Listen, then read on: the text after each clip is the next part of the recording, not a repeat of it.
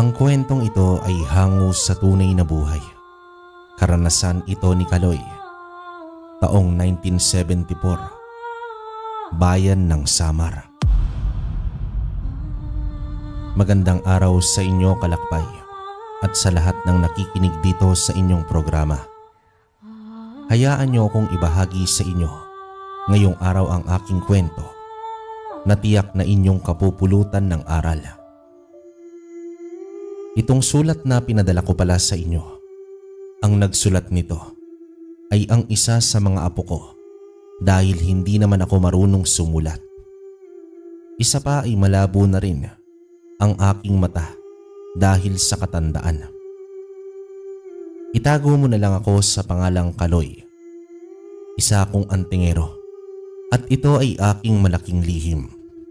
Matanda na ako at pinakaiingatan ko ang aking kapakanan simula pa noon sapagkat maraming nagbabadya, nakapahamakan sa aking buhay.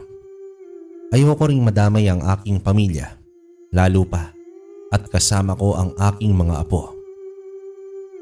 Sa liblib na baryo sa isang bayan ng Samar, kung saan naman ako nakatira, ay iilan lamang ang mga taong nakatira doon. Malayo kasi sa bayan ang aming baryo at ilang ilog pa ang kailangan na tawirin bago kami makababa sa kapatagan. Kalakbay, hindi naman mahirap sa bundok mamuhay. Kapag masipag ka lang magtanim ng mga gulay, palay, mag-alaga ng hayop at magtanim ng mga prutas, magiging banayad ang buhay mo. Masarap din ang mamuhay sa bundok dahil hindi binibili lahat, hindi gaya sa may syudad. Libre ang tubig na aming iniinom, sariwa ang hangin at sariwa rin ang mga pagkain. Lumaki naman ako sa kalinga ng aking ama, kalakbay. Ako lamang ang nag-iisa niyang anak na lalaki. Wala na rin si nanay noon dahil namatay siya dahil sa pakikipaglaban sa mga aswang. Ang baryo kasi namin ay siyang samahan ng mga antingero. Tinatawag naman ang grupo namin na Puting Araw. Si Tatay Dolpo ang siyang pinuno ng aming samahan at kinatatakutan siya ng ibang mga antingero sa aming baryo. Mataas ang kanilang respeto kay Tatay dahil si Tatay ang maraming mga napatay na aswang noong kapanahunan niya. Bukod doon, malakas din si Tatay at siya ang may taglay ng malakas na mutya sa kanilang lahat. Pati na rin ang medalyon ng infinito. Maraming humahanga sa kanya pagdating sa pakikipaglaban at kabilang na ako ron at gusto ko ring sumunod sa kanyang yapak. Ngunit iyon ang problema ko noon, kalakbay. Hindi ako gusto ni Tatay dahil may marka sa aking noo. Parang peklat iyon na nabuo roon. Kulay itim yun at ayon sa kanilang paniniwala, isa yung malas na buo ng aming angkan. Idagdag pa na lampa ko, mahina at sakitin. Halos isumpa na nga ako ni Tatay dahil puro na lang daw kamalasan ang dala ko sa kanya. Sinabi rin niya sa akin noon na sana raw ay hindi na lang ako pinanganak. Dahil wala naman daw akong silbi. Labis ang sakit na dulot nun sa akin, kalakbay. Paulit-ulit yung tumatak sa isipan ko at daladala ko yun hanggang sa nagbinata na ako. Madalas din naman akong tuksohin ng mga kabataan sa aming baryo na isa ring mga antingero. Minsan sinabihan nila akong wag na raw akong umasa, nalalakas pa at masusundan ko ang aking ama dahil wala na akong pag-asa. Baka raw kapag sumama ako sa samahan nila ay puro kamalasan na lang daw ang aking dala. Ngunit hindi naman ako sumuko, kalakbay.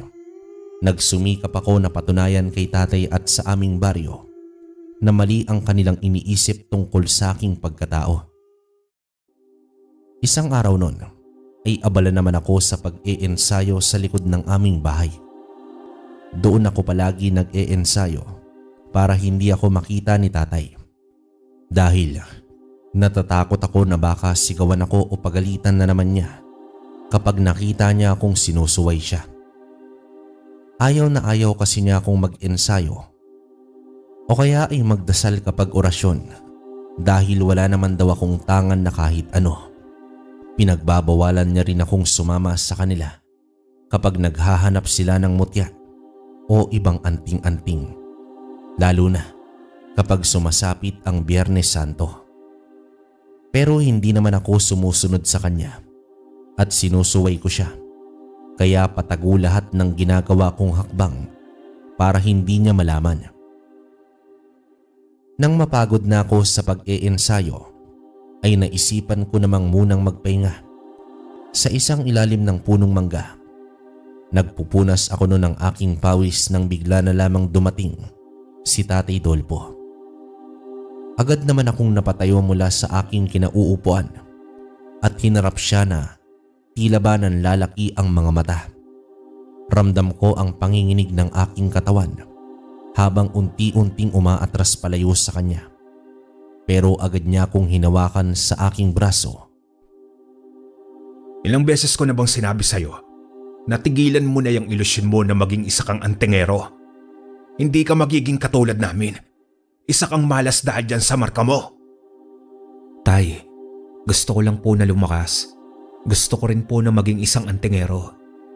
Turuan niyo po ako, Itay, para po maprotektahan ko rin ang mga taong nasa panganib. Huwag nang matigas ang ulo mo, Kaloy. Sundin mo na lang ako. Dahil oras na isama kita sa samahan, hindi ko masisiguro kung ano ang magiging resulta. Ayokong mapahamak sila dahil sa kamalasan mo. Kaya kung gusto mong iligtas sa mga tao, dito ka na lang sa bahay at gumawa ka ng mga gawain. Wala na po ba talaga akong pag-asa na maging katulad mo, Itay? Wala na. Tignan mo nga ang sarili mo. Lampa ka. Mahina at puro na lang sakit sa ulo ang dala mo sa akin. Kaya paano ka magiging katulad ko, ha? Pambihira. Magsaing ka na nga roon at nagugutom ako. Pero Itay, gagalingan ko po. Gagawin ko ang lahat ng ituturo niyo sa akin. Pangako. Napatigil naman ako sa aking pagsasalita nang mabilis akong sampalin ni Tatay sa aking pisngi. Pakiramdam ko nga sa mga sandaling yon, kalakbay, ay yumanig ang buong mundo ko. Natumba naman ako sa aking kinatatayuan at hindi ko napigilan ang mapaluha dahil sa ginawa ng aking ama. Lumuhod naman si Tatay sa aking harapan at hinawakan niya ako ng mahigpit sa aking braso. Mahigpit iyon at halata ang galit niya para naman sa akin.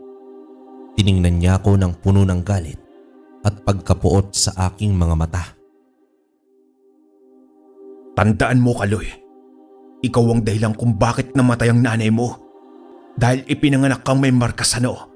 At kahit na anong gawin mo, hindi pa rin magbabago ang paningin ko sa'yo na isa kang malaking malas sa buhay ko. Malakas naman akong tinulak ni Tatay bago niya ako iniwan na nakadapa sa damuhan. Ibinuhos ko ang aking luha habang nakayakap sa aking tuhod. Noong kumalma na ako ay tumungo na ako sa loob ng bahay para naman magluto. Pero hindi ko naabutan si ama sa loob. Naisip ko na baka lumabas siya para magpahangin. Kaya naman ay nagluto na lang ako at gumawa ng mga gawaing bahay. Inihanda ko rin ang pagkain sa mesa para pagbalik niya ay kakain na lamang ito. Ako naman ay kumuha ng 2 banga para pag-iban ko ng tubig. Buhat-buhat ko ang mga yon patungo sa balon na aming pinagkukunan ng tubig. Nang mapadaan ako sa aming mga kapitbahay, ay hindi ko maiwasan ang makaramdam ng inggit dahil kitang-kita ko ang mga katulad kong kabataan na nag-iensayo at may mga anting-anting na suot. Tila ako lamang ang naiiba sa aming lahat. Habang nakasalubong ko ang mga kabaryo namin, ay panay ang titig nila sa akin na may panghuhusga. Hindi ko naman maiwasan na manliit sa aking sarili. Kaya naman yumuko na lamang ako at tuluyang tumungo sa balon. Pagdating ko naman doon, ay nilatag ko ang 2 banga para magsandok ng tubig. Pero napatigil ako nang marinig ko ang 2 boses ng lalaki sa aking likuran. Paglingon ko ay nakita ko si Dodoy at Melvin, anak ng kanang kamay ni tatay na si Dodoy. Kaya malakas itong binatang antingerong si Melvin ay anak din ng isang antingero na kaibigan ni tatay. Sa pagkakaalam ko, pareho ang ama nilang lumalaban para kunin ang trono ni tatay bilang pinuno ng samahan. Alam ko na rin na sumisip-sip lang sila para kunin ang loob ng aking ama, para kung dumating ang araw na kinakailangan ng ipasa ni tatay ang anting-anting na inpinito ay ang isa sa kanila ang makikinabang. Pero hindi ko akalain sa mga sandaling yon na magkasundo ang kanilang mga anak. Tila magkasundo sila Dodoy at Melvin para pagkaisa na kong siraan sa buong baryo namin. Palagi nila akong pinagtutulungan na dalawa para naman apihin. Ilang beses nila akong tinawag pero hindi ko sila pinapansin. Hanggang sa naramdaman ko na lamang ang malakas na pagtulak sa akin. Tumila po naman ako sa hindi kalayuan, dahilan para sumubsob ako sa may damuhan. Hindi ko inaasahan na gagamitan nila ako ng kanilang lakas. Mula sa suot nilang mga anting, narinig ko na nagtawanan sila Dodoy at Melvin habang naglalakad patungo naman sa akin. Napaubo naman ako at nang hihina na tumayo. Agad naman akong hinawakan sa damit ni Dodoy at pinatingala para magpantay ang aming paningin sa isa't isa. Hoy, Kaloy na lampa. Huwag kang bastos. Kapag tinatawag ka namin, lumingon ka at kausapin mo kami. Baka gusto mong may mangyaring masama sa'yo. Oo nga. At huwag kang aasa na kakampihan ka ng tatay mo. Dahil kahit siya ay kinamumuhian ka. Sino ba naman kasi ang magkakagusto sa'yo? Puno ka ng malas. Lampa ka pa at sakitin. Hindi totoo yung mga sinasabi ninyo sa akin, Dodoy, Melvin. Hindi ako lampa at mas lalong hindi ako malas. Hintayin nyo lang. Hintayin nyo ako. Magiging malakas din akong tulad ninyo. Tumawa naman silang dalawa sa akin dahil sa aking sinabi. Nagpumiglas naman ako mula sa pagkakahawak sa akin ni Dodoy. Pero tinawanan niya lang ako at hindi binitawan. Mabilis niya akong inihagis sa may kakawyan, dahilan para gumulong naman ako sa lupa. Napapikit ako nang naramdaman ko ang pamamanhid ng aking katawan dahil sa sobrang sakit. Itinukod ko ang aking dalawang kamay para makatayo muli ng maayos. Pero kahit anong pilit ko ay mukhang hindi ko na kaya pang tumayo. Para naman akong natuod mula sa pagkabagsak. Gusto kong iiyak ang lahat pero hindi ko naman ginawa kalakbay. Ayokong makita nila Dodoy at Melvin na nasa ganoon akong sitwasyon. Ayokong isipin nila na mahina nga talaga ako at isang lampa. Ano? Tumayo ka dyan. Sabi mo hindi ka mahina at lampa. Bakit hindi ka makatayo? Aminin mo na kasi na lampa ka, Kaloy.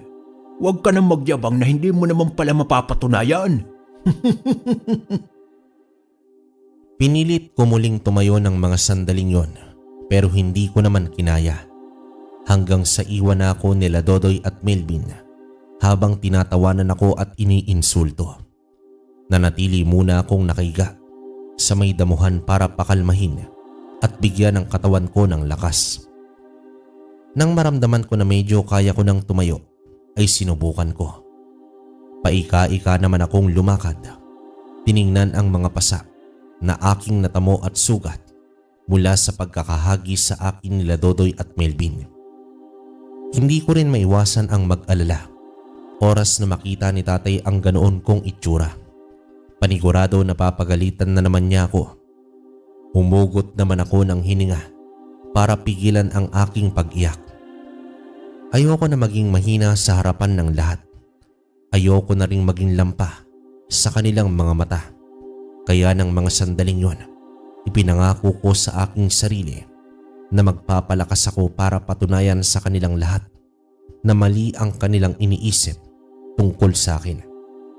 Nang matapos kong lagyan ng tubig ang dalawang banga, ay dito na ako nagdesisyon na umuwi na kaagad. Pasan-pasan ko ang isang banga na may lamang tubig. Babalikan ko ang isa pagkatapos kong maihatid ang isa. Tiniis ko ang pananakit ng aking katawan habang naglalakad. Dumaan naman ako sa gubat at hindi ako dumaan sa mismong daanan pauwi sa aming bahay. Ayoko kasing makita ko ng mga kabaryo namin na ganoon ang itsura.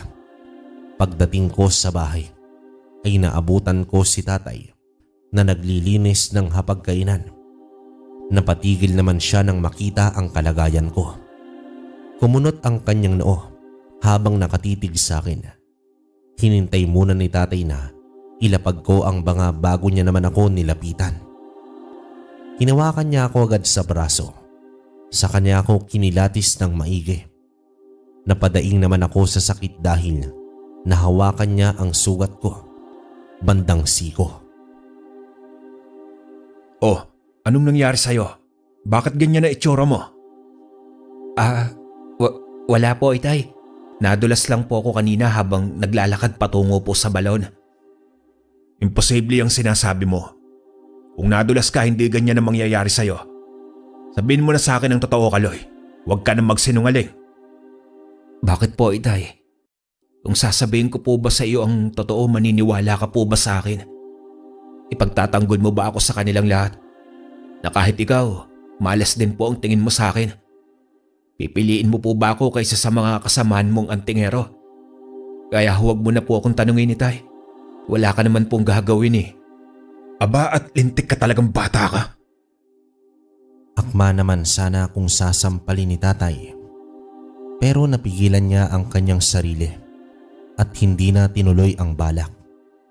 Hinampas na lamang niya ang upuang naroroon at doon ibinunto ng kanyang inis. Tiningnan niya akong muli bago siya lumabas ng bahay. Naiwan naman akong nanginginig dahil sa takot na saktan na naman niya ako. Hindi na nakabalik si tatay nang maghapunan na. Hinintay ko naman siya pero hindi siya dumating. Nauna na lamang akong kumain ng mga sandaling yon at naghugas ng mga plato. Pero iniwanan ko ng pagkain si tatay sa ibabaw ng mesa bago naman ako pumasok ng aking kwarto. Pero hindi naman ako makatulog ng mga sandaling yon. Hindi ko maiwasan ang hindi mag-alala kay tatay. Tumayo ako mula sa kama at kumuyom ang aking kamay. Lumabas ako ng kwarto at tumungo sa may kusina. Kinuha ko ron ang bagong tabak na pinagawa ni tatay sa isang panday. Ikinabit ko yon sa aking bewang at dito lumabas ng bahay habang daladala ang isang siga. Nilakbay ko naman ang daan sa aming baryo at hinanap si tatay. Tumungo naman ako sa may balon pero wala siya ron. Tumungo rin ako sa gubat pero wala siya. Hanggang sa makarinig ako ng pagkalansing ng mga tabak. Sinundan ko ito at natanaw ko si tatay na kaaway, ang tatay nila Dodoy at Melvin. Galit na galit itong si tatay. Pagsabihan mo yung anak mo, kung hindi ako mismo ang didisiplina sa kanya. Sinasaktan ng mga anak niyo ang anak ko. Porke ba wala siyang kakayahan na maging antingero, ay gano'n na lang ang gagawin niyo sa kanya. Baka nakakalimutan niyo anak ko si Kaloy. Kaya wala kayong karapatan na gano'n ang gawin niyo sa kanya. Pero tinawanan lamang nilang dalawa si tatay. Naglabasan din ang iilang mga kasamahan ni tatay na mukhang kaibigan nila Mang Hudis at Mang Kwarte. Kitang-kita ko ang gulat sa mga mata ni tatay. Umatras siya at hindi naman makapaniwala. Noon na ako kinabahan ng sobra dahil alam ko na ang balak ni Mang Hudis kay tatay. Papatayin nila si ama para sila ang mangunguna sa may samahan. Walang laban si tatay kung pagtutulungan siya ng lahat. Napatingin naman ako sa aking suot na kwintas, ang anting-anting ni tatay na Infinito de Dios. Nakita ko yon sa ibabaw ng altar nang lumabas ako ng bahay para hanapin siya. Kaya naman kinabahan ako para sa kanya dahil hindi niya yon dala. Humigpit ang pagkakahawak ko roon. Sa kabila ng mga narinig ko mula kay tatay ay alam ko na mahal pa rin niya ako. Lumabas naman ako mula sa aking pinagkukublian at dito sinigawan ko si ama. Gulat na gulat siya nang makita naman ako. Napatingin sa akin ang mga samahan ng puting araw, maging sina Hudis na kinalaban si tatay. Tumakbo naman ako patungo sa kinatatayuan niya at ibinigay ko sa kanya ang anting-anting ng infinito. Agad niya naman iyong isinuot sa aking leeg. Hinila niya ako sa aking kamay at mabilis siyang tumakbo patungo sa mayabong na gubat. Sa kabiglaan ay tumakbo na rin ako pero hindi naman ako makasabay sa mga hakbang niya dahil masyado siyang mabilis. Narinig ko na sumigaw si Hudis na sundan kami ni tatay at patayin. Napasinghap naman ako ng mabilis nang nakasunod sa aming likuran sila. Mas binilisan ko pa ang aking pagtakbo at sa mga sandaling yun, naunahan ko si tatay. Hinila ko siya sa kanyang kamay para sumabay naman siya sa akin. Itay, ano po bang nangyayari? Bakit po nila tayo hinahabol at gustong patayin? Gusto ni Hudis na maging leader ng puting araw at ang kunin ng aking anting-anting. Matagal na pala nila itong plano at pinagkaisa nila akong lahat. Ginamit ka niya para bilugin ang isipan ng mga kasamaan namin. Kaya hindi ako makapapayag na mapunta sa kanila ang anting-anting. Ano na pong gagawin natin ngayon, Itay? Basta, bilisan mo lang ang pagtakbo, anak. Kapag nakita mo ang puno ng isang balete sa dulo, papasok tayo roon. Tumango naman ako kay tatay at mas binilisan ko pa ang pagtakbo. Kinakabahan ako sa maaring mangyari sa amin ng mga sandaling yon. Hindi ko inaasahan na aabot sa ganoong sitwasyon ang lahat. Noong makita ko ang puno ng balete, ay agad naman akong pumasok doon at hinila si tatay.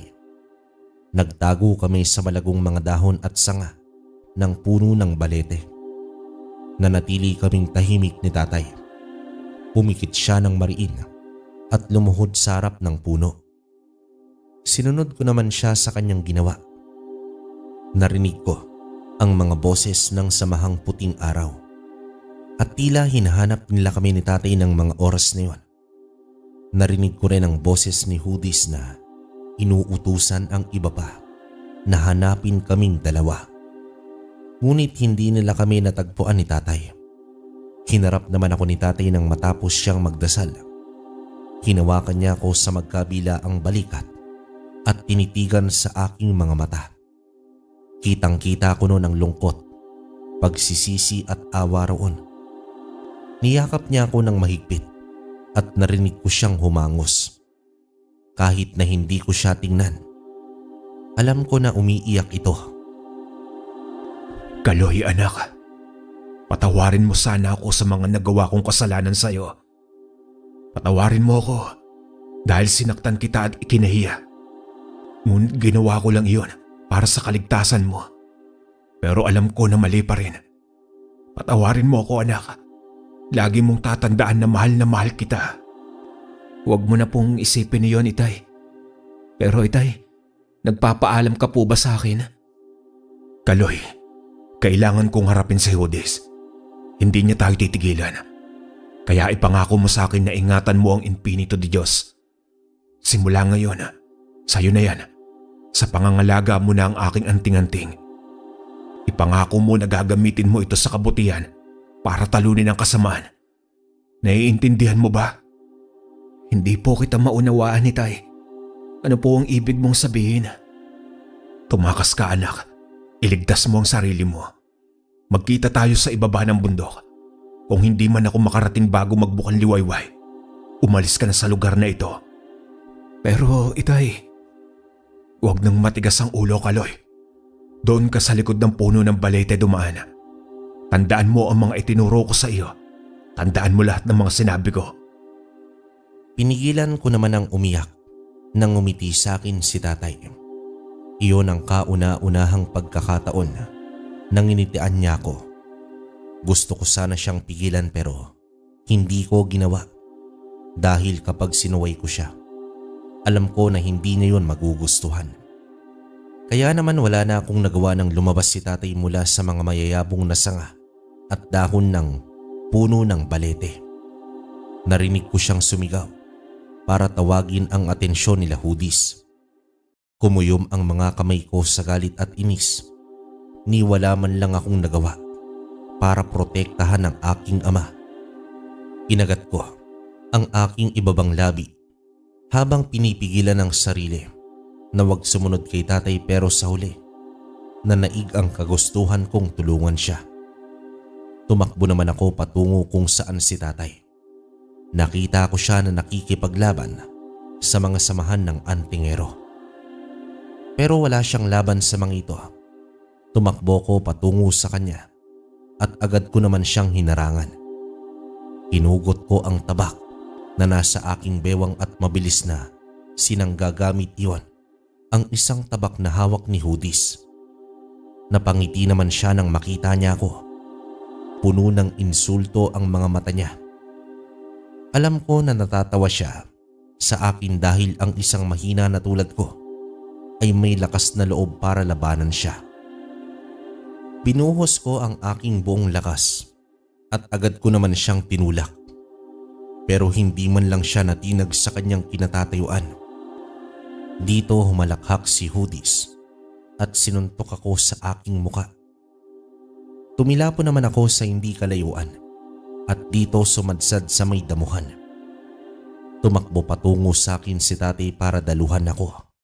Puno ng pag-aalala ang mga mata niya nang tulungan niya akong makabangon mula sa lupa. Pero agad naman akong sinipa ni Hudis nang makarating siya sa pwesto namin.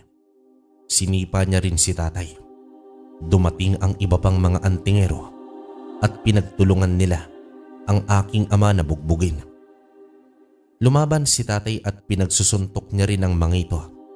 Ngunit talo siya dahil napakarami nila. Tumayo naman ako at sinubukan na tulungan si tatay, pero masyado akong nanghina kaya isang tulak lang sa akin ay natumba na naman ako. Kitang-kita ko naman kung papaano ibinuhos ni tatay ang kanyang buong lakas para labanan itong si Hudis. Nanlaki ang mga mata ko at hindi naman ako nakagalaw sa aking kinasadlakan nang makita ko kung papaano saksakin ni Hudis ang aking ama gamit ang kanyang balisong. Suminghap naman si tatay at sumuka ng dugo. Hindi pa nakontento si Hudis at sinaksak niyang muli si tatay sa may tagiliran. Humalakhak silang lahat habang tinitingnan si tatay na nanghihina. Pinilit niyang gumapang papunta sa akin at hinawakan niya ako sa aking kamay. Hindi ko alam kung saan kumuha ng lakas si tatay at nagawa pa niya akong itulak sa bangin niya. Tinawag ko siya at pilit na inaabot ang kanyang kamay habang bumubulusok ako pa ibaba. Pero hindi ko na nahawakan ang kamay niya. Tanaw na tanaw ko ang papalayo kong tingin kung papaano siya pinagtulungan na pagtatagain ng mga kasamahan na antingero. Ipinikit ko ang aking mga mata at dinama ang pagkabagsak ng aking katawan sa mga punong kahoy. Ramdam ko rin ang paggulong ko pa ibaba. Ngumisi naman sila. Tila namanhid na ang buo kong katawan ng mga sandaling yun dahil wala pang masasakit sa pagkamatay ng aking ama. Naramdaman ko naman ang mainit na kamay na dumampi sa aking noo. Unti-unti kong iminulat ang aking mga mata at sumalubong sa akin ang maliwanag na kwarto. Ipinikit ko pa muna ang aking mga mata para hindi ito manibago sa liwanag. Noong maayos na, ay muli naman akong nagmulat at sumalubong sa akin ang isang lalaki na payat at may ilang mga peklat sa muka. Bulag ang kanang mata niya dahil halos puti na lamang yon. Luminga-linga naman ako para tingnan kung saan ako naroroon at doon ko napagtanto na nasa isang silid ako. Muli kong binalingan ang aking atensyon sa lalaki na hindi gumagalaw at nananatili lamang siyang nakatayo. Nasaan ako? Si Itay, nasan siya? Nasa bahay kita. Nakita kita isang gabi sa ibaba ng bundok na sugatan at halos nag-aagaw buhay. Dinala kita rito para gamutin. 1 linggo ka nang walang malay. Mabuti at nagising ka na. At tungkol naman sa tatay mo, hindi ko alam kung nasan siya dahil ikaw lang ang nakita ko ng gabing iyon. Maraming salamat sa pagligtas mo sa akin. Tatanawin ko ito na isang utang na loob. Hindi ko napigilan ang maging malungkot nun dahil alam ko na wala na si tatay at hindi na siya maliligtas pa. Ni hindi ko man lang siya nabigyan ng magandang libing. Ni hindi ko man lang nakita ang katawan niya. Bumangon naman ako mula sa pagkakahiga pero agad din ako napadaing ng kumirot ang bandang tagiliran ko. Nakita ko naman na may pasa ako roon at benda. Inalalaya naman ako ng lalaki na nagligtas sa akin. Tinanong ko ang kanyang pangalan at nagpakilala naman siya bilang si Kulot. Nagpakilala din naman ako sa kanya. Napatingin naman ako sa labas ng bintana at halos mga punong kahoy ang aking nakita. Wala man lang akong nakita na kahit isang bahay. Dito inalalayan niya akong tumungo sa kusina para kumain ng pananghalian. Wala ka bang mga kapitbahay? Mag-isa ka lang bang nakatira sa gubat na ito? Oo, mag-isa lang ako nakatira dito. Mas malayo sa mga tao, mas mabuti. Bakit naman? Ayaw mo ba sa mga mataong baryo o lugar? Tiningnan lang naman ako ni Kulot sa mga sandaling yon. Saka siya tumango sa akin. Hindi ko maiwasan ang magtaka kay Kulot. Lalo pa at hindi siya nakatitig sa akin ng diretso. May kung ano kong nararamdaman na tila hindi ko maintindihan. Habang kumakain ay naalala ko ang anting-anting na bigay sa akin ni tatay. Kinapa ko naman yon sa aking leeg. Napabuga naman ako ng hangin nang naroon pa yon. Hinawakan ko yon ng mahigpit at pinangako ko sa aking sarili na iingatan ko ang bagay na yon. Napansin ko naman ang pagtayo ni Kulot. Tapos na siyang kumain at iniwan akong mag-isa sa mesa. Lumabas siya ng kanyang bahay at naupo sa may balkonahe. Inubos ko na lang din ang pagkain ko para makapagpahinga at tumungo naman sa kanya. Gusto ko pa siyang makilala lalo. Pinasalamatan kong muli si Kulot. Ngumiti siya sa akin at sinabi niya na wala raw yon. Ang mahalaga raw ay natulungan niya ako ng gabing yon. Tinanong ko pa siya kung mag-isa lang ba siya sa buhay at agad naman siyang umiling. Ang totoo niyan, ako mismo ang lumayo sa pamilya ko dahil gusto kong magbagong buhay. Ano ang ibig mong sabihin, Kulot? Kaloy, alam ko na isa kang antingero. At kapag sinabi ko sa iyo kung sino ako, baka patayin mo rin ako gaya ng ginagawa ng mga kasamaan mo. Hindi kita maintindihan. Isang aswang ang pamilya ko, Kaloy. Ibig sabihin isa rin akong aswang. Pero hindi ko pa natatanggap ang itim na bertud na pinagpipilitan nila sa akin. Ayokong maging katulad nila. Gusto kong mabuhay ng normal, kaya ako lumayo at nagtago rito. Pero alam ko na hindi titigil si Ama hanggat hindi niya ako nahahanap. Nabato naman ako sa aking kinauupuan nang marinig ko ang sinabi ni Kulot. Hindi naman ako makapaniwala sa kanyang mga sinabi. Nabalot ako ng takot at kaba, pero hindi ko alam kung bakit mas malakas ang tiwala ko sa kanya ng mga sandaling yon. Tumawa naman siya nang mapansin ang pagkabalisa ko at ang klase ng titig na binigay ko sa kanya. Sinabi niya sa akin na hindi ko raw kailangan na matakot sapagkat hindi naman daw siya kumakain ng tao. Normal daw siya tulad ng iba hanggat hindi raw nasasalin sa kanya ang itim na bertud. Huminga naman ako ng maluwag at nakumbinsi sa sinabi niya. Isa pa, naisip ko noon na kung aswang talaga siya ay matagal niya na akong kinain at hindi na tinulungan pang mabuhay. Simula noon kalakbay, naging magkaibigan na kaming dalawa ni Kulot. Nanatili ako sa kanyang bahay habang nagpapagaling at nag-e-ensayo. Pinangako niya sa akin na tutulungan niya akong ipaghiganti ang pagkamatay ng aking ama.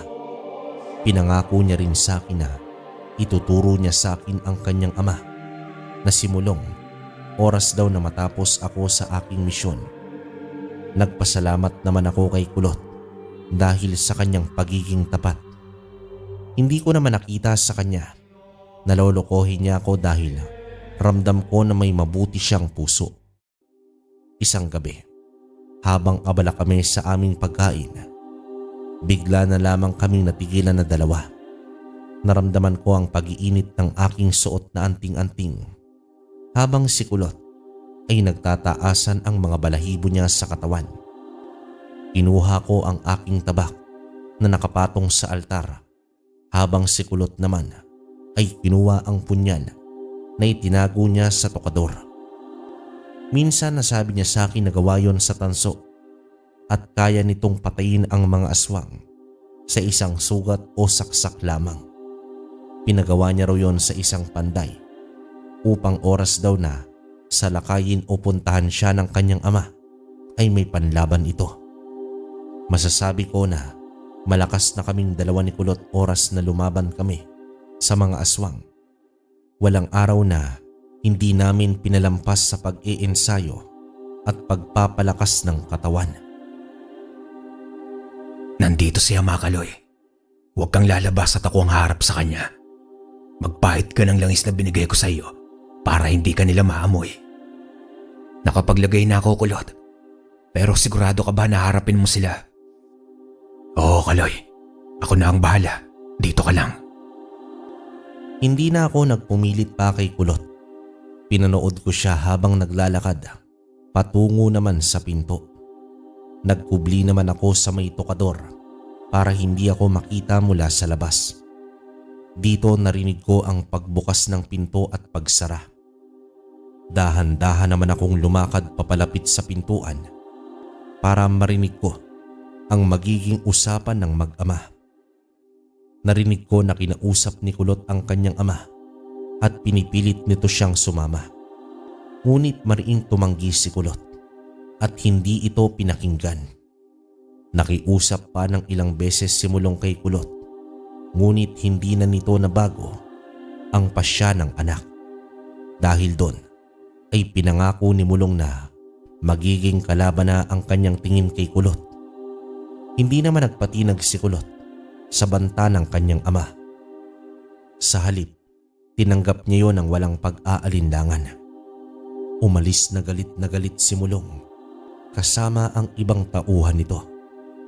Mahigpit niya ring pinagbantaan si Kulot na oras na magkita silang muli na mag-ama ay hindi na ito magdadalawang isip na patayin itong si Kulot. Noong tuluyang nakaalis na si Mulong at ang mga kasama nito, bumalik na sa loob ng bahay si Kulot. Tiningnan niya ako saka kumibit balikat ito. Bumuntong hininga siya at sinabi sa akin na hindi siya makapaniwala na kaya siyang patayin ng kanyang sariling ama. Wala naman akong masabi sa kanya ng mga sandaling yon dahil hindi ko rin alam ang sasabihin ko. Nanatili lamang akong nakikinig sa mga hinaing niya sa buhay hanggang sa nagpasya na kaming magpahinga. Lumipas ang mga araw ay nagpasya na kami ni Kulot na puntahan ang baryo kung saan ako lumaki. Kinakailangan ko ring hanapin ang pumatay sa aking ama. Sinamahan ako ni Kulot na umakyat ng bundok at habang papalapit kami ng papalapit ay unti-unti kong naaalala ang pagkamatay ng aking ama. Kaya mo ba, Kaloy? Pwedeng ako na lang ang tumingin doon sa itaas kung ano ang sitwasyon. Hindi. Kaya ko ito, Kulot. Oras na rin para magpakita ako sa kanila matapos ang halos silang buwan. Kailangan ko mabigyan ng hustisya at katarungan ang pagkamatay ng aking ama. Sige, Galoy. Sasamahan pa rin kita. Nagpasalamat naman ako sa kanya bago kami nagpatuloy sa pag-akyat ng bundok. Pagkarating namin sa baryo, natanaw ko ang ilang mga kasamahan ng puting araw. Nagkakasiyahan silang lahat na parang wala silang ginawa na masama. Kumuyom ang kamay ko nang makita ko si Mang Hudis habang nakikipag-inuman siya sa iba pang mga kasamahan ng puting araw. Naroroon din itong si Mang Kuwarte at nakikipaghalakhakan sa kanya. Ang iba naman ay nagtatrabaho at pinagsisilbihan siya ng mga pagkain. Marami ang nakahain sa ibabaw ng mahabang mesa at sila lamang ang kumakain doon. Ang ibang mga kabaryo namin ay nagkakandara pa na kumilos para umigim ng tubig at lagyan sila ng alak sa mga baso. Sinabihan ko naman si Kulot na manatiling magkubli para hindi siya makita ng mga kabaryo ko. Sumunod naman siya sa akin at nagtago siya sa ibabaw ng punong kahoy. Ako naman ay lumakad patungo sa kinaroroonan nila Mang Hudis at Mang Kuwarte. Napatigil sila sa kanilang pagtawa at napatitig sa akin. Nanlaki ang kanilang mga mata bago naman tumayo. Hindi sila makapaniwala na naroon ako sa kanilang harapan. Tinanong naman ako ni Mang Hudis kung ano ang ginagawa ko sa aming baryo at kung bakit daw buhay pa ako. Isang ngiti naman ang isinagot ko sa kanya. Nandito ako para bigyan ng hustisya ang pagkamatay ng aking ama. Pagbabayaran ninyo ang ginawa niyo sa kanya. Agad na inutusan ni Mang Hudis ang ilang mga kasamahan ng puting araw para sugurin ako. Sumugod ang tatlo sa akin pero agad ko naman silang iniwasan. Sinangga ko ang kanilang mga atake gamit ang tabak. Nagkalansingan ang mga tabak namin dahil sa sunod-sunod na pagtama. Pinagtulungan nila akong lahat pero hindi ko hinayaan na matalo nila ako. Malakas ko naman silang itinulak lahat. Tumilapon ang iilan sa kanila sa hindi kalayuan kasama si Mang Hudis. Tumayo sila at gulat na gulat sa kanilang nakita. Ni hindi nila inaasahan na ang tulad kong mahina dati ay malakas na at kaya nang lumaban. Matapos nun, isa-isa nilang sinugod ako habang pinapalibutan. Iniwasan ko silang lahat at ang ilan ay pinagsisipa ko pa. Doon na rin lumabas mula sa kanyang pinagtataguan si Kulot. Tinulungan niya akong makipaglaban sa mga tauhan ni Mang Hudis. Mabilis ang galaw ko at sinunggaban agad si Mang Hudis na hindi makasunod sa amin. Sinuntok ko siya sa mukha gamit ang puluhan ng aking hawak na tabak. Lumisan ang kanyang pisngi at tumilapon siya sa dingding ng isang bahay.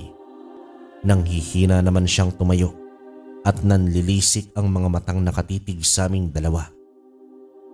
Napatingin naman ako kay Kulot nang maglapit na kaming dalawa sa isa't isa. Kapwa naman kami hinihingal, nakaharap sa aming mga kalaban. Dito pinalibutan kami nila Mang Hudis at kasabay nun ang pagsugod nila. Nagsalpukan muli ang aming mga tabak. Sinipa ako ni Mang Hudis sa aking binti pero nagawa kong tumayo mula sa pagkakatilapon. Galit siya at muli naman akong sinuntok ng sunod-sunod. Kinawakan ko naman ang kanyang kamay at nilabanan ang kanyang lakas. Naglabasa na ang mga ugat ko sa buong katawan at ganoon din itong si Mang Hudis. Nang mapansin ko na masyado siyang okupado sa pagbitaw ng lakas, ay kinuha ko naman ang pagkakataon na yon para sipain siya sa kanyang sikmura. Nabitawan niya ako at namilipit siya sa may damuhan. Agad ko rin siyang sinipa ng sunod-sunod at hinila. Pinagbabangga ko siya sa mga punong kahoy na naroon. Pagbabayaran mo ang ginawa mo sa aking ama. Kulang na kulang pa ang buhay mo bilang kabayaran. Sa bangkay ni Mang Hudis, nagsimula silang tingnan ako na may panghuhusga at ang iba ay may saya. Lumapit naman ako kay Kulot para yayain siyang umalis, pero doon ko napansin ang kanyang tagiliran na merong saksak. Dumurgo iyon at pinipigilan lamang ng kanyang kaliwang kamay. Agad ko naman siyang dinaluhan at inalalayan na makatayo. Umubo siya ng sunod-sunod na para bang nahihirapan na siyang huminga. Dadaling kita sa ospital. Huwag na, Kaloy. Hindi naman ako mabubuhay kapag nasa ospital ako. Napuruan ako. Hindi na ito magagamot. Nais ko na matulungan ka at makabawi sa mga antingero na katulad mo. Masaya ako dahil naging kaibigan kita, Kaloy. Kulot, huwag kang ganyan. Halika na. Akma ko na sana siyang bubuhati ng malakas niya akong tinulak papalayo sa kanya. Doon ko napagtanto kung bakit niya yun ginawa. Pinalayo niya ako para salubungin ang mga natitira pang tauhan ni Mang Hudis. Nakatanggap muli ng saksak itong si Kulot. Agad naman akong kumilos at inisa-isa kong sinipa ang mga kasama ni Mang Hudis. Nang harapin ko sila, ay mabilis silang nagtakbuhan papalayo. Dito ko dinaluhan si Kulot at agad ko naman siyang inalalayan na makaupo sa upuan. Humingi ako ng tulong sa mga matatandang naroroon at lumapit sa akin si Aling Celia. May kakayanan siyang manggamot, kaya naman humingi ako sa kanya ng tulong. Sinabihan ako ni Aling Celia na dalhin sa kanyang tahanan si Kulot para doon niya ito gamutin. Makalipas ang ilang minuto ay natapos na rin ang pagtatahi ni Aling Celia sa sugat ni Kulot. Walang malay ang kaibigan ko at tila namumutla. Puno ng pawis ang katawan nito at malalim ang paghinga. Sinabihan naman ako ni Aling Celia na doon na muna si Kulot sa bakanting silid ng kanilang bahay para daw mabantay niya ito at masubaybayan ang paggaling ng sugat. Sinabi rin ito sa akin na inabus raw ni Mang Hudis ang kapangyarihan nito nang mamatay ang tatay ko. Simula raw nang maging pinuno si Mang Hudis ay wala na raw kapayapaan ang buo naming baryo. Hindi na rin daw nito ginagamit ang kapangyarihan ng anting-anting para kalabanin ang mga masasamang nilalang. Kung hindi rin daw sinusunod ang inuutos nito, ay pinapatay o kaya naman pinapahirapan ang tao sa baryo. Mabuti na lamang daw at dumating kami ni Kulot at natapos na raw ang kasamaan ni Mang Hudis. Sinamahan naman ako noon na tumungo sa puntod ng aking ama sa may puno ng balete. Nagdasal kami dito at nagbigay ng respeto. Humingi rin ako ng tawad sa aking ama dahil wala akong nagawa para iligtas siya. Lumipas pa ang araw noon mga kalakbay at gumaling na nga itong si Kulot, pero sariwa pa halos ang kanyang mga sugat. Naging payapa naman ang aming buong baryo at bumalik ang lahat sa dati. Dahil doon ay pinaghandaan namin ang lahat hanggang sa sumapit na nga ang kabilugan ng buwan. Nakaabang ang lahat ng miyembro ng Samahan ng Puting Araw sa loob ng kanilang mga tahanan. Nanatili silang alerto at nagmamatiyag at oras na dumating ang mga aswang ay doon na kami kikilos. Kami namang dalawa ni Kulot ay nasa bahay ni Aling Celia, nag-aabang sa pagdating ng kanyang ama at ng mga kasamahan nito. Pagsapit ng 10:00 ng gabi ay narinig naman ang kakaibang kaluskos sa paligid. Sinamahan pa yon ng mga kakaibang tunog na mukhang nababaliw na aso at ibon. Sinabi rin sa akin ni Kulot na dumating na raw ang kanyang ama at ang mga kampo nito. Humanda naman kaming dalawa para harapin itong simulong. Lumabas kami ng bahay ni Aling Celia at sinalubong namin ang halos nasa 15 aswang. Nangunguna nga simulong sa mga ito. Ngumiti siya sa amin sa kaumalakhak. Ikaw, bata? Ikaw ba ang lumason sa isipan ng anak ko? Si Kulot ang nagdesisyon na iwang ka, Mang Mulong. Gusto kanya magbagong buhay at mag-iba ng landas. Kaya huwag mong ipaggigiitan na pinilit ko siya. Wala akong pakialam. Ang mahalaga sa akin ng mga sandaling ito ay mapatay ko kayo. Pareho kayong sagabal sa mga plano ko. Narito ako ngayong gabi para ubusin kayong lahat. Huwag kang pakampantay, Mang Mulong. Baka nakakalimutan mo, nasa teritoryo ka namin. Sumuko ka na, Ama, at magbagong buhay. Tumahimik ka. Kahit na kailan, hindi magbabago ang isip ko. Simula ngayon hindi na kita kinikilalang anak. Mamamatay ka sa mga kamay ko. Sa bilis ng pangyayari ay nakipaglaban na ang mga kasamahan ng antingero sa mga kampo ni Mang Mulong. At si Mang Mulong naman ay mabilis na sumugod kay Kulot para patayin ito. Ngunit agad naman akong humarang sa harapan ni Kulot para ipagtanggol siya mula sa kanyang masamang aswang na ama. Hinarap niya si Kulot at agad na sinakal ang kanyang anak. Bumangon ako nang masipa ako nito at agad naman akong tumungo sa kinaroroonan ni Mang Mulong. Hindi naman ako nagdalawang isip na saksakin siya gamit ang aking tabak. Nabitawan niya si Kulot at bumaling siya sa akin. Galit na galit siya nang hinugot niya ang tabak na bumaon sa kanyang tagiliran. Nanlilisik ang mga mata niyang tumitig sa akin. Sa mga sandaling yun ay ramdam ko ang kakaibang enerhiya na nagmumula sa kanya. Unti-unting bumakat ang mga ugat sa kanyang braso at maging muka. Mabilis niya naman akong sinikmurahan na halos lumawa na ang mata ko sa lakas. Hindi pa niya ako tinigilan at muli na naman niya akong sinuntok. Susuntukin na naman niya sana ako pero agad kong sinalo ang kanyang kamao. Naglabanan kami ng lakas ng mga sandaling yun. Sumigaw naman ako at siya naman ay umalulong. Unti-unti ay nababali ko na ang kanyang kamay hanggang sa umugot ako ng lakas at sinipa siya sa kanyang sikmura.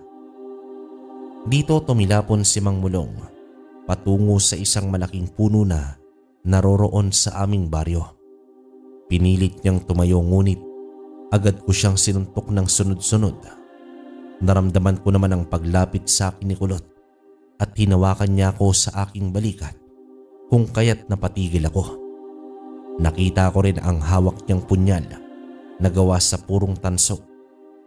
Napansin ko rin ang panginginig ng kanyang kamay habang nakatitig sa kanyang ama na nakaipit sa puno pero sinusubukan nitong tumayo pa para makalaban. Hinawakan ko sa kamay si Kulot at inilingan siya nang tingnan niya ako. Ngunit ngumiti siya sa akin saka naman tumango. Doon ay itinaas niya ang kanyang kanang kamay na may hawak na balisong at mabilis niyong itinarak sa puso ng kanyang ama. Iminulat ni Mang Mulong ang kanyang mga mata. Puno iyon ng galit at puot na nakatitig kay Kulot. Pasensya ka na, Itay. Para din po ito sa iyo. Nang matapos na rin ang kasamaan mo. Patawad po, Itay. Ginawa ko lang po ang sa tingin ko na tama. Sana mapatawad mo ko. Mahal na mahal po kita. Tinapos ko na ang dapat na noon ay ginawa ko, Kaloy. Natapos na rin ang kasamaan ni Tatay. Nawasak na rin ang itim na bertod. Nagawa mo, Kulot. Nagtagumpay tayo. Pero galit si Tatay sa akin. Alam ko na hinding-hindi niya ako mapapatawad. Alam ko, naiintindihan kita, Kulot. Pasensya ka na, Kaloy. Pero hindi ko kakayanin ang mabuhay habang daladala ang katotohanan na ako ang pumatay sa aking ama. Dito natigilan naman ako sa aking pagsasalita nang bigla na lamang hugutin ni Kulot ang balisong na nakabaon sa dibdib ni Mang Mulong at itinusok niya yon sa kanyang dibdib. Nanlaki naman ang mga mata ko habang nakatitig kay Kulot na sumusuka ng dugo. Humiti siya sa akin at humingi ng tawad bago siya tuluyang bawian ng buhay. Hindi na ako nakagalaw mula sa aking pagkakaupo sa may damuhan habang tulala na nakatitig sa wala ng buhay na si Kulot. Sinubukan ko siyang gisingin noong Naimasmasan ako pero hindi na ito gumagalaw. Nang hawakan ko naman ang kanyang pulso, tila ba tumigil na yon sa pagtibok. Wala na ang aking kaibigan. Napuno ang buong baryo ng aking sigaw at paghihinagpis ng gabing yon. Nang matapos ang labanan, ay inilibing na namin ang bangkay ni Kulot sa ilalim ng puno ng balete at ang mga aswang na napatay namin ay sinunog namin ang kanilang mga katawan. Simula noon ay naging maayos na ang aming baryo at mas lalong lumakas ang samahan ng mga antingero. Unti-unting nabawasan na rin ang mga aswang sa paglipas ng panahon. Kahit na matanda na ako, hindi ko pa rin makakalimutan ang aking kaibigan na si Kulot na siyang nagligtas sa aking buhay. At habang buhay ko pa rin iyong tatanawin na utang na loob sa kanya. Hanggang dito na lang kalakbay at maraming salamat sa inyong pakikinig. Wakas.